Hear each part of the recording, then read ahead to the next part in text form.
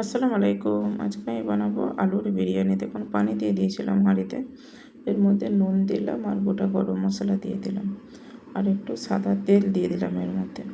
এবার একটা কুকার নিয়েছি আর গোটা গোটা আলু আমি নিয়েছি, মাঝারি সাইজের আলু, মাঝখান থেকে একটু করে কেটে দিয়েছি।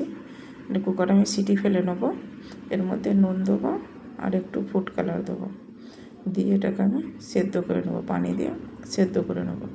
দেখুন সেদ্ধ হয়ে গেছে আলুটা।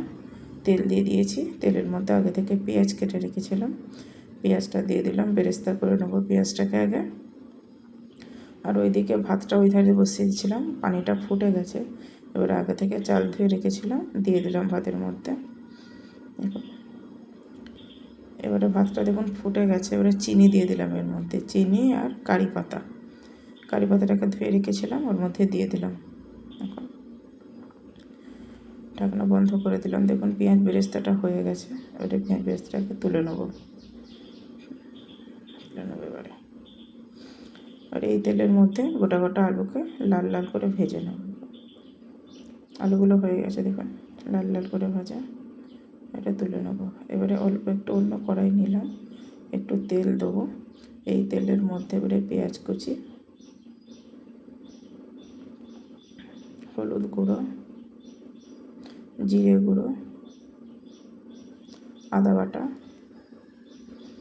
লঙ্কা গুঁড়ো দিয়ে মশলাটাকে কষে নিলাম ভালো করে। আলুগুলো দিয়ে একটু নাড়াচাড়া করে নেবো, যেহেতু ভাজা আলু সেদ্ধ করার কোনো পানি দেওয়ার কোনো প্রয়োজন নেই। দেখুন এবার কড়াই যে তেলটা রেখেছিলাম, তেলটা দিয়ে দিলাম। এবারে দমে বসাবো। এবারে মিঠা আতরটার সাথে ফুড কালারে মিক্স করলাম।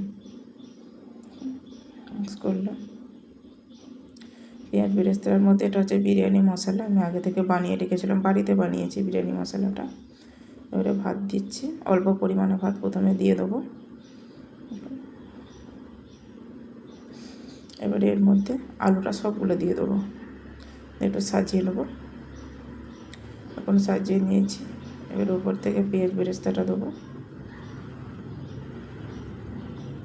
বাড়িতে যখন মাংস থাকে না, এভাবেই বিরিয়ানি বানিয়ে দিই মেয়েদেরকে। দেখুন ফুড কালারটা একটু একটু করে দিয়ে দিচ্ছি।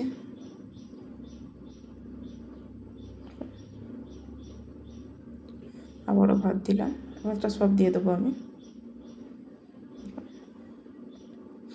উপর থেকে পেঁয়াজ বেরেস্তা,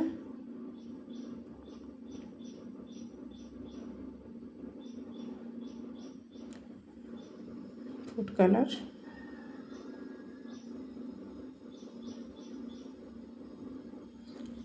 এটা হচ্ছে কেওড়া জল, হচ্ছে গোলাপ জল, এটা হচ্ছে ঘি দিয়ে এবারে ঢাকনাটাকে বন্ধ করে দেবো। নিচে একটা তাওয়া বসাবো, তাওয়া বসিয়ে তার উপরে হাঁড়িটাকে বসাবো, কারণ লেগে যাবার ভয় থাকে। ভারী কিছু চাপিয়ে দেবো। দেখুন আধ ঘন্টা 45 মিনিটের মতো আমি দমে রেখেছিলাম। দেখুন কত সুন্দর হয়েছে, কত সুন্দর ঝরঝরে মতো হয়েছে।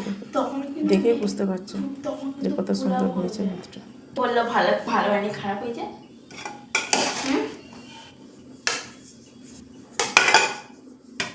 একটা একটা ভাত গোনা যাবে একটা করে। এর মধ্যে